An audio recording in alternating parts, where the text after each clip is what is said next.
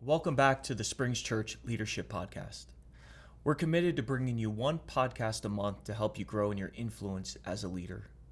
We missed last month because of a missions trip that Springs Church was leading to Las Vegas, but we are back. And today I want to talk about the most difficult battle that leaders face in their journey to accomplishing what God has called them to do.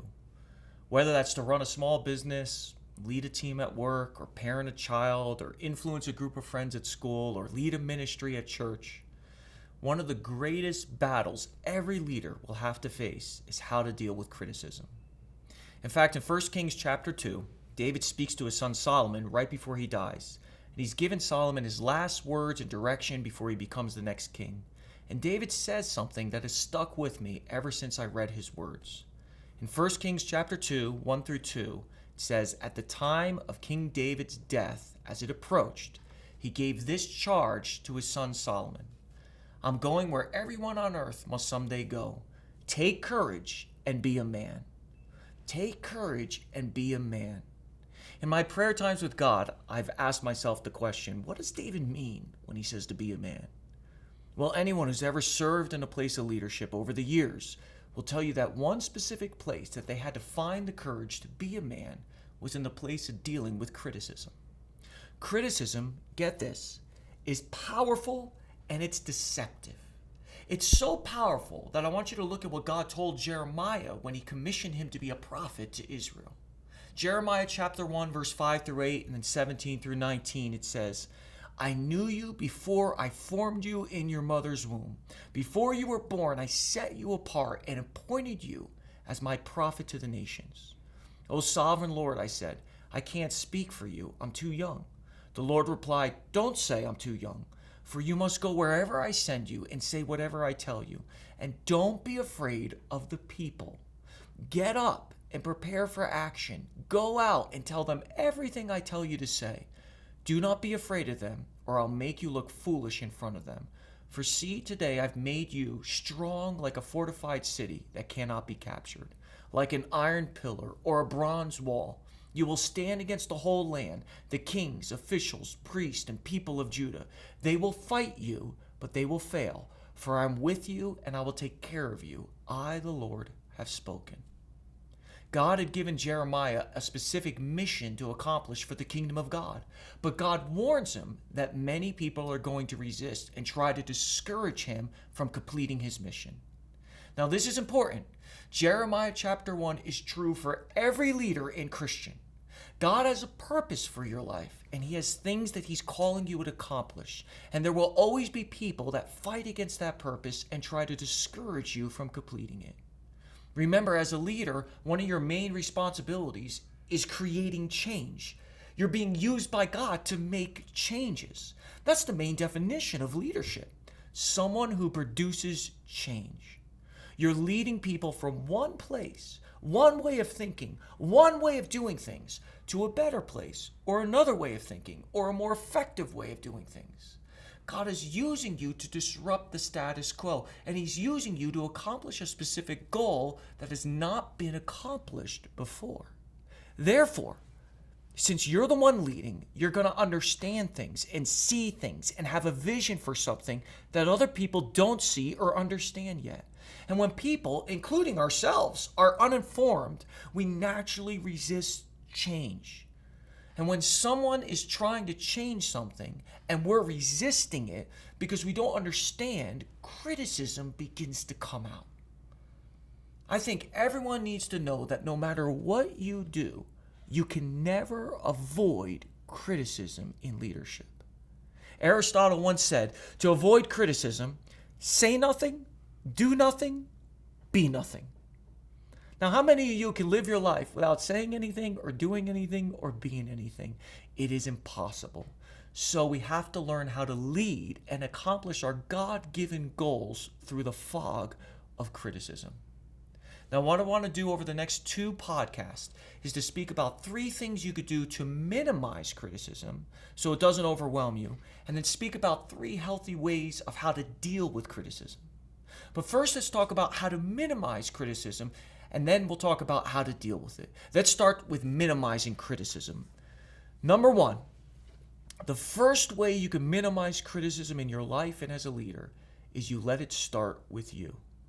You have to set the tone or the culture of your team or your staff or your family that you lead. Many of us know what it's like to work in a place where people are healthy and positive, where everyone's believing the best of others and are being kind to other people and work well together. But many of us also know what it's like to work in a very unhealthy staff or team where everyone is going around trying to find things that are wrong so that they can point them out and criticize other people for it.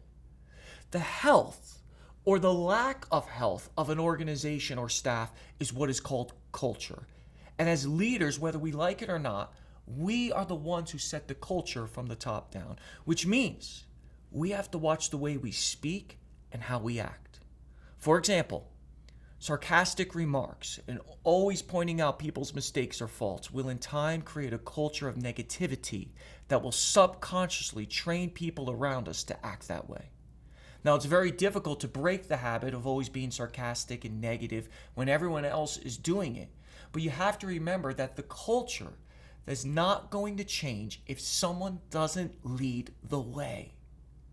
We want to lead by building people up, paying attention to their accomplishments, giving them praise, and looking for ways to encourage others, so that if we get caught talking about other people, we're being caught talking about them well.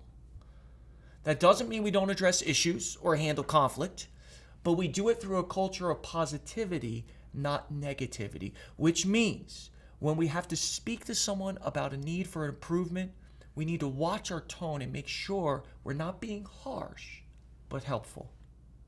We also have to be careful about how we speak about other organizations or ministries or churches or competitors.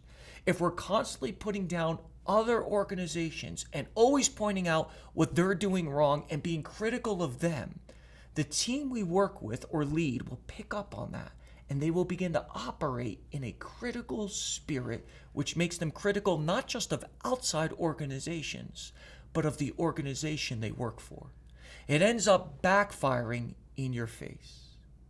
See, we have to be careful that we're not putting down others or criticizing other organizations just to make ourselves look good or feel better about ourselves.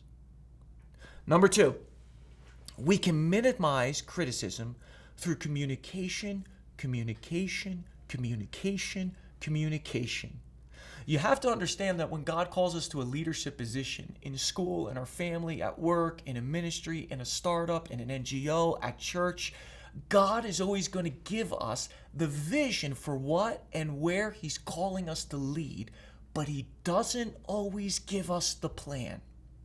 See, the vision is where you're going, where you're leading people to. It's the desired goal or destination. The plan is how you get there. Now, when you lead, the vision always remains the same, but the plan might change. And it might change a few times. Why? Because you've never tried to implement this vision before, which means you know what you're supposed to do. You just don't know how to do it yet. So it might take a few attempts and different plans before you can fulfill the vision. Now, this is important. In any place of leadership, the people you are leading will always mix up the plan for the vision. And they'll get upset when you change the plan because they think the plan is the ultimate goal. Does that make sense? And what you have to do as a leader is you have to over-communicate the vision and constantly explain the difference between the vision and the plan. For example, part of the vision of Springs Church is we've been called by God to make corporate prayer our priority. We are a church that has a vision to pray together consistently and regularly. And we fulfill that vision with a plan to have a midweek prayer service that incorporates different prayer topics depending on the week and different prayer styles to help break up the night and engage a variety of people. Now, over time, we might have to change the plan from having a midweek prayer service to maybe having a Sunday morning prayer service before the main service, and make that a corporate time of prayer. Or maybe we think we'd get more engagement from an all-night prayer meeting that has more extended times of worship. Maybe we want to try changing the different prayer topics and prayer styles during our midweek prayer service to get more people involved. See, the plan can and will change, but the vision of being a church that corporately prays together will always remain the same. So how do we solve the problem of people becoming upset when we change the plan to accomplish the vision? Are you ready? You have to constantly communicate the why. What do we know? People naturally resist change. Why? It's not because they don't like change. People change things all the time. They change their hairstyles. They change personal disciplines like exercising. They change where they live. People don't resist change because they don't like it. They resist change because they don't understand it. That's why you have to constantly communicate with your staff or your team or the people you're leading the why. Why are we doing this? Why are we changing the plan? Why are we trying something new? You need to explain the why over and over and over again, which is the vision. And one of the ways you can do this is you can have what I like to call a why meeting once a month or at least once a quarter that reminds everyone about the why, about the vision. This is important. You have to keep people's attention on the vision, not the plan. When you explain the why, when you explain the vision, you're doing three things. Number one, you're disarming the critics. Number two, you're educating the bystanders. And number three, you're empowering the advocates. When you explain the why, it disarms the critics. And any reasonable critic will say, oh, well, that actually makes sense. It educates the bystander. When there's someone neutral that you're leading, they say, oh, I can see why we're doing that. And it empowers the advocates. They get the understanding that they need to be able to tell the story of why the change is happening, and it helps empower the real progress. It creates a river of health into the staff or the organization that you're in the process of leading. Number three, we have to create a way to receive helpful feedback. Now, this is important and something you need to grasp. There's a big difference between criticizing to make something better and criticizing to be critical.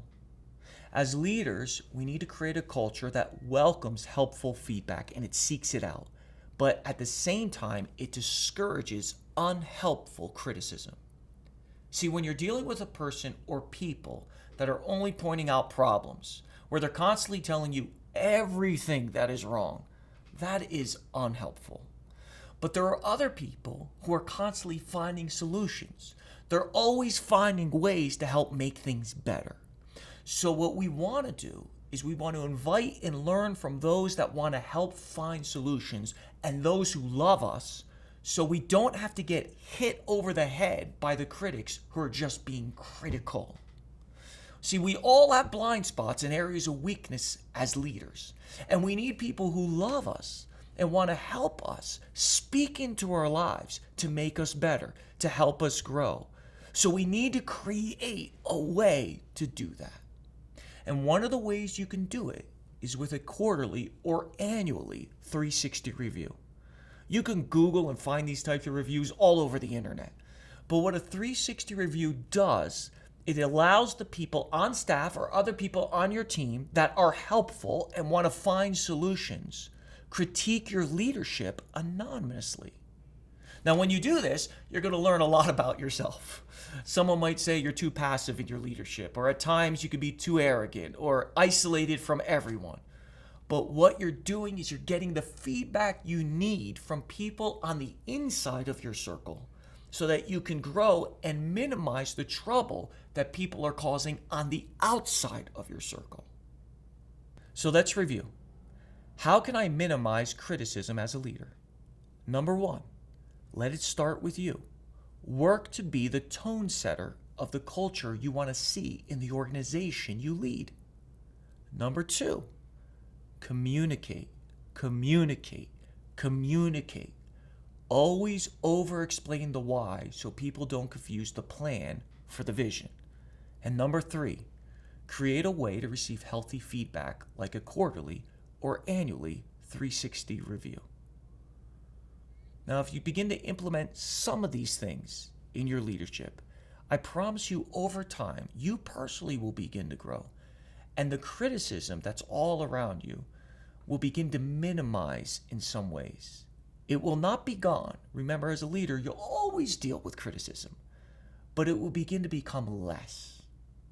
Now, on the next podcast, next month, I'm going to explain how we handle criticism and what you need to do to be able to guard your heart and continue on the mission that God has called you to do. But before I close, I want to remind you that there'll be a worksheet that will be attached to this podcast with a few questions and a few highlights to remind you of some of the things that we were talking about and to help you begin to implement these 3 simple things that can help minimize the criticism in your leadership and in your life. Springs Church, I want you to have a wonderful week and a wonderful month ahead, and I look forward to being with you again shortly. God bless.